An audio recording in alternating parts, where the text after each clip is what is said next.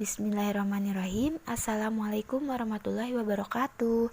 Halo kakak-kakak yang soleh dan soleha.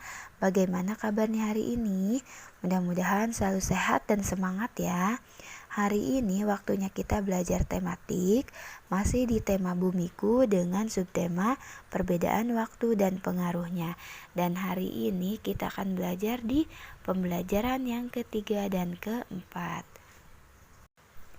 Seperti biasa, sebelum memulai pembelajaran, kita awali dengan membaca doa bersama-sama ya. Bismillahirrahmanirrahim.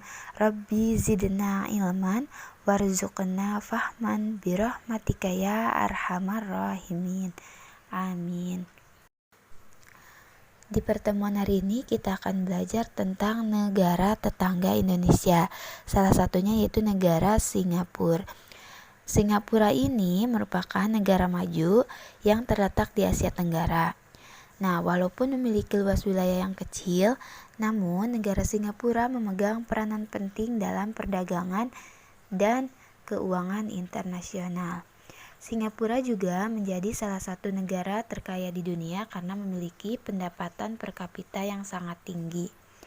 Adapun kegiatan perekonomian utama dari negara Singapura adalah pengolahan barang ekspor dan impor, terutama pada industri manufacturing, kemudian industri-industri lainnya yang penting bagi perekonomian Singapura, seperti adanya perdagangan pelabuhan perlintasan kapal. Ada pelabuhan kargo ya di Singapura yang merupakan pelabuhan tersibuk di dunia. Dan berikut adalah profil dari negara Singapura. Bisa kakak baca ya. Jadi nama lengkap negara Singapura adalah Republik Singapura, kemudian bentuk pemerintahannya adalah Republik Parlementer, di mana dalam pemerintahan Republik Parlementer ini adalah kepala negaranya seorang presiden, sedangkan kepala pemerintahannya adalah Perdana Menteri. Singapura ini memiliki ibu kota Singapura dengan agama yang banyak juga ya, diantaranya ada Buddha, Islam, Kristen, Katolik, Hindu, dan lain-lain. Singapura juga memiliki 4 bahasa yang ditetapkan sebagai bahasa resmi, yaitu Inggris, Mandarin, Melayu, dan Tamil. Singapura merupakan salah satu dari 5 negara pendiri ASEAN ya. Dan itulah sedikit profil tentang negara Singapura. Nah, selanjutnya kita akan belajar menuliskan informasi penting dari sebuah artikel yang ada di buku paket halaman 22 sampai 23. Silakan kakak salin ya di buku paket. Jadi informasi pentingnya diantaranya, negara Singapura sangat bersih. Kemudian kebersihan lingkungan di Singapura juga berfungsi untuk menggerakkan perekonomian negara. Kebersihan di Singapura terwujud karena kerjasama yang baik antara pemerintah dan penduduknya. Kemudian penduduk Singapura juga memiliki kedisiplinan yang tinggi dalam menjaga kebersihan. Nah, sekarang kita akan menentukan atau mencari arti dari kosakata yang ada dalam bacaan di halaman 26 sampai 27. Kata pertama yaitu berkiprah. Artinya melakukan kegiatan dengan semangat tinggi. Kemudian ada kosakata sepeser. Artinya itu adalah setengah sen ya. Kemudian debut, artinya orang yang memulai tampil atau pemula. Kemudian bantaran artinya jalur tanah pada kanan dan kiri sungai. Sementara kosakata penggusuran artinya adalah pemindahan tempat.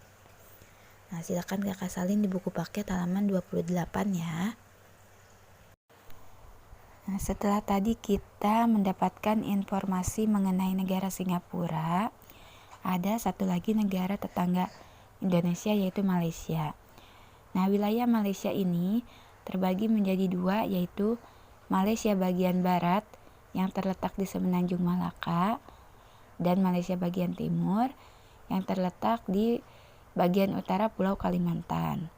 Kedua wilayah ini dipisahkan oleh Laut Cina Selatan. Adapun di bagian barat ini terbagi menjadi 11 negara, sementara di bagian timur menjadi 2 negara. Puncak tertinggi dari pegunungan di Malaysia yaitu Gunung Tahan.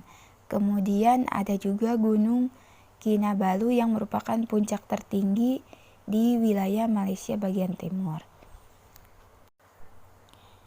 Di Malaysia bagian timur juga menjadi habitat populasi terbesar burung di dunia, serta di bagian Sarawak terdapat hutan hujan tropis terbesar dan tertua di Gunung Kinabalu.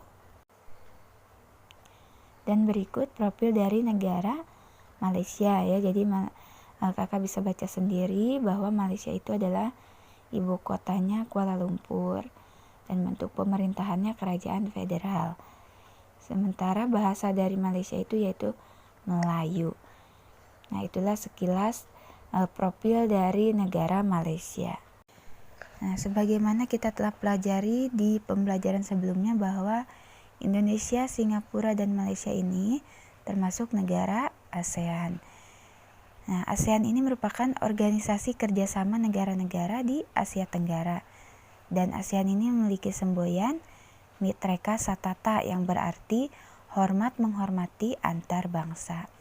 Nah, kerjasama ASEAN ini banyak dilakukan di berbagai bidang, diantaranya bidang ekonomi.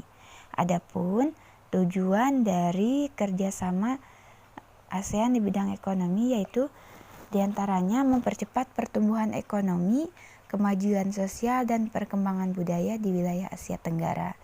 Kemudian untuk meningkatkan kerjasama secara aktif dan saling membantu dalam hal-hal yang menjadi kepentingan bersama di bidang ekonomi, serta bekerja sama secara lebih efektif dalam memanfaatkan bidang-bidang pertanian dan industri, serta dalam hal memajukan taraf hidup rakyat masing-masing. Adapun beberapa kerjasama negara ASEAN di bidang ekonomi yaitu yang pertama, penyelenggaraan proyek industri.